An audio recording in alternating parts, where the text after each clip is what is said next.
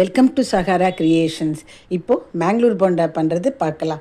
மைதா மாவு இதுக்கு அளவே வேண்டாம், ஏன்னா இதோட எதுவுமே ஆட் பண்ண போகிறதில்ல. நமக்கு எவ்வளோ வேண்டுமோ அவ்வளோ. அதில் பேக்கிங் பவுடர் ஒரு 1/4 ஸ்பூன் போட்டுன்ட்டு, அதுக்கு மேலே அதுக்கு தேவையான உப்பு, அதுக்கு பிறகு பச்சை மிளகா, சின்ன சின்னதாக கட் பண்ணி வச்ச பச்சை மிளகா, அப்புறமா சீரகம் அது ஒரு டேஸ்ட்டு கொடுக்கறது. சீரகம் இதெல்லாம் போட்டுண்டு, இதுக்கு பிறகு புளிக்காத தயிர் இல்லை புளிச்ச தயிர், ஆப்ஷன் இஸ் யுவர்ஸு. புளிச்ச தயிர் பார்த்தா அது ஒரு விதமான டேஸ்ட்டாக இருக்குது, புளிக்காத தயிர் போட்டால் அது ஒரு டேஸ்ட். நான் புளிச்ச தயிர் தான் போட்டேன், நிறைய தயிர் போட்டேன், தண்ணியே விடலை நான் இதுக்கு, அதனால் ரொம்ப நல்லா வந்தது. ஸோ விஸ்கு வச்சு நல்லா அது நல்லா அப்படியே கலரணும்.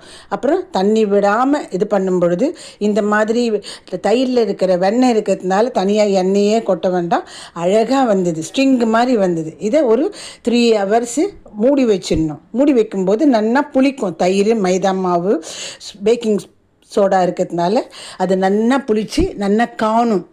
அப்போது பாருங்கள், இது மாதிரி மேலே அப்படியே டிரான்ஸ்பரண்ட்டாக இருக்குது. இதுதான் 3 ஹவர்ஸ் ஆனப்புறம் அது எடுக்கும் பொழுதே அழகாக பாருங்கள், ஸ்ட்ரிங் மாதிரி வரும். சூப்பராக வந்தது, டேஸ்டியாக இருந்தது. இது அந்த பேசினில் கார்னரில் தண்ணி தொட்டு கார்னரில் வச்சு போட்டால் பாலாக வந்துடும், சின்னதாக வரும். உள்ளே நல்லா வேகிறது. மீடியம் ஃப்ளேமில் வச்சுட்டு வைக்கும்போது அதுவாக உருண்டுக்கிறது, என்ன ரவுண்ட் ஷேப்பில் இருக்கிறதுனால. அது மோர்ஸோ இதுலேயே நம்ம பண்ணும் பொழுது எல்லா சைடும் யூனிஃபார்மாக வேகும் பொழுது உங்களுக்கு அந்த கோல்டன் ப்ரௌன் வரும் பொழுது நம்ம அதை திருப்பி போட்டோம்னாக்கா இதோ இந்த மாதிரி ஷேப்பு வித் கலர் வருது. சீரகம், பச்சை மிளகாலாம் இருக்குது. மைதா மாவுக்கு ஒரு ஸ்வீட்னஸ் உண்டு, அதனால் பச்சை மிளகா கொஞ்சம் நிறைய தாராளமாகவே போட்டுக்கலாம்.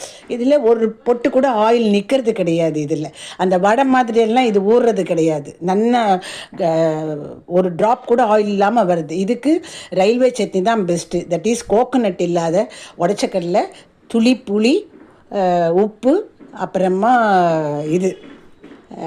பச்சை மிளகா வச்சு தண்ணியாக அரைக்கணும். அதில் டிப் பண்ணும்போது அது தண்ணி காரசாரமான தண்ணி இந்த போண்டாவில் இறங்கும் பொழுது அந்த மைதா ஸ்வீட்னஸுக்கும் இந்த காரத்துக்கும் சும்மா அமக்கலமாக இருக்கும். ஊசாது இந்த சட்னி. பாருங்கள், சூப்பராக இருக்கும், பால் மாதிரி இருக்கும், கோல்டன் பால்ஸ். சூப்பராக இருக்குது. தேங்க்யூ.